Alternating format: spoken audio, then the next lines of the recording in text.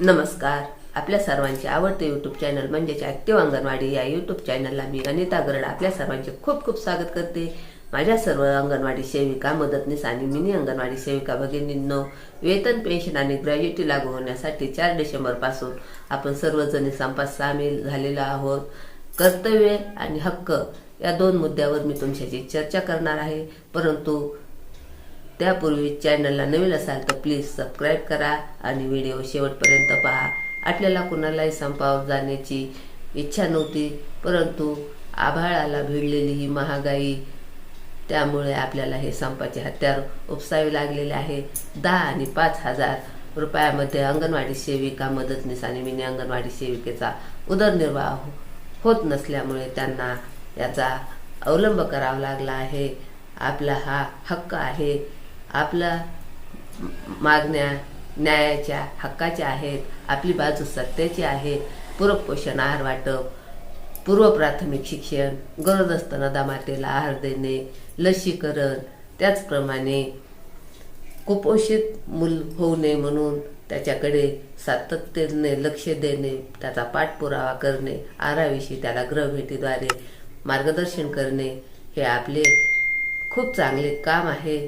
परंतु ज्याप्रमाणे चांगल्या रस्त्याला खूप गतिरोधक असतात, त्याचप्रमाणे चांगल्या कामाला सुद्धा खूप अडचणी असतात, खूप संघर्ष असतो. परंतु आपला हा संप निरर्थक गेला नाही. त्याला 80% का होईना यश आलेले आहे. आपल्या संपाला राजकीय पक्षाचे खूप मोठे पाठबळ मिळालेले आहे. त्यामध्ये मी आवर्जून उल्लेख करेन. मला त्यासाठी अभिमानच वाटेल. जे आपले बालविकास मंत्री होते हर्षवर्धन पाटील, यशोमती ठाकूर, त्याचप्रमाणे श्रीरंग बारणे यांनी तर केंद्रीय ज्या मंत्री आहेत आपल्या स्मृती इराणी, त्यांना पत्राद्वारे असे सांगितले आहे की अंगणवाडी सेविका, मदतनीसच्या मागण्या लवकरात लवकर मंजूर करा, असे त्यांना पत्र पाठवलेले आहे. त्यामुळे भगिनींनो, ह्या झाल्या आपल्या हक्काच्या आणि न्यायाच्या मागण्या. परंतु आपलं कर्तव्य काय आहे की तालुका स्तरावर, जिल्हा स्तरावर, त्याचप्रमाणे नागपूर येथे हिवाळी अधिवेशनावर मोर्चा काढण्यात आपला बराच वेळ गेलेला आहे. त्यामुळे आता जो उर्वरित फावला वेळ आहे वेळामध्ये आपण आपले जे रेकॉर्ड आहे त्यावर एक नजर टाकूया.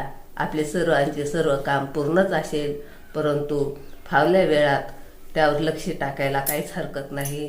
त्यामध्ये THR रजिस्टर असो, आहार वाटप रजिस्टर असो, वजन उंची, शिबिर कार्यक्रम, जड वस्तू संग्रह, जन्म मृत्यू रजिस्टर, या सर्व रजिस्टर आपण काळजीपूर्वक लक्ष देऊन एकदा नजर टाकूया.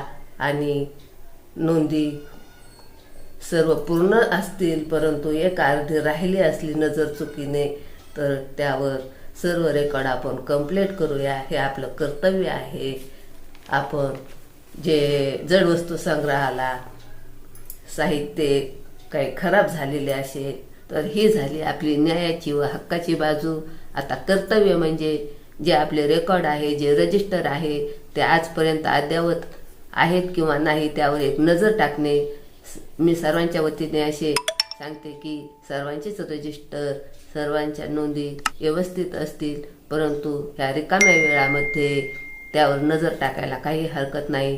त्यामध्ये THR रजिस्टर असो, आहार वाटप असो, सेविका मदतनीस हाजरीपट असो, 3 ते 6 वर्ष वयोगटातील मुलांची हाजरीपट असो, जन्म मृत्यू रजिस्टर असो किंवा जड वस्तू संग्रह रजिस्टर असो, विशेष म्हणजे शिबिर कार्यक्रमाचे रजिस्टर, सर्व पावत्या, जमा, खर्च सर्व अद्ययावत नोंदी करून ठेवणे.